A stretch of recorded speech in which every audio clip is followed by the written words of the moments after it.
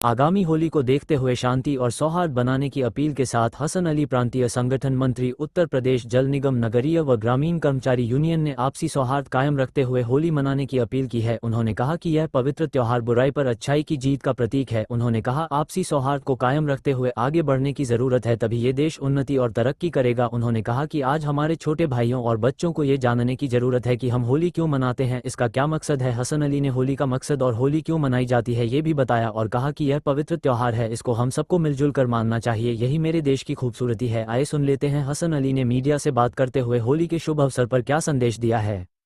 देखिए, पहले तो सबसे पहले अपने इस अयोध्या के अपने सभी सरकारी कर्मचारियों को और सभी माताओं बहनों को और इस देश के सभी नागरिकों को उनको होली की शुभकामनाएं देता हूं और उनको अच्छे भविष्य की कामना करता हूं। और जिस तरीके से गंगा जमनी तहजीब से हर त्यौहार हमारे ये हिंदुस्तान के लोग मनाते आए हैं, उसी तरीके से मैं आशा करता हूं कि मनाते रहेंगे, किसी तरह का भेदभाव नहीं करेंगे। थोड़ा से इसमें होली का महत्व क्या है, होली क्यों मनाई जाती है, ये बच्चों के जानने के लिए बता दें कि हम त्यौहार तो मनाते हैं लेकिन ये नहीं जानते कि त्यौहार हम क्यों मनाते हैं और इसका क्या मूल्य है, क्या इसका मकसद है। अगर इसको हम जान के मनाएं तो हमें लगता है कि लोग बहुत अच्छे तरीके से उसको समझेंगे और मनाएंगे। तो एक थोड़ा से है कि ये पौराणिक कथाओं के अनुसार राक्षस राजा हिरण्यकश्यप एक शक्तिशाली वरदान प्राप्त था। उसने अपनी प्रजा को अपनी पूजा करने के लिए मजबूर किया था।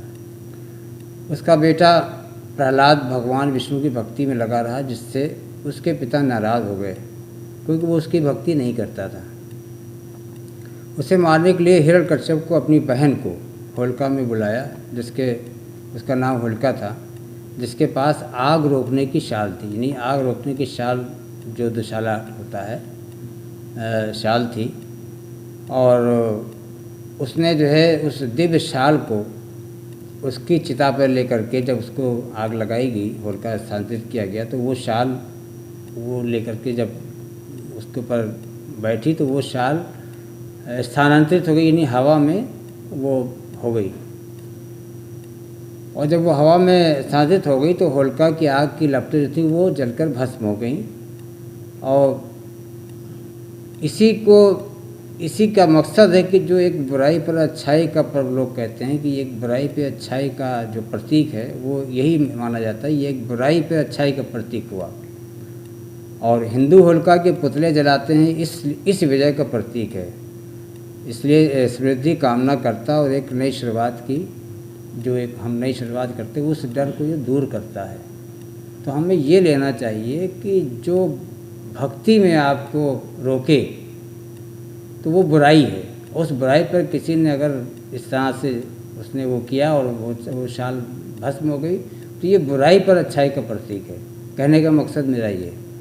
तो मैं यही आशा भी करता हूँ और अपने सभी नागरिकों से और अपने बच्चों से यही बताना चाहता हूँ कि हर त्यौहार जो है आपका बहुत ही महत्वपूर्ण है और इसको बहुत ही अच्छे तरीके से मिलजुल करके मनाएं और अपने एक अच्छा हिंदुस्तान की जो एक छवि पूरे वर्ल्ड में है उसको दें और इसी से देश आगे चलेगा और विकास करेगा।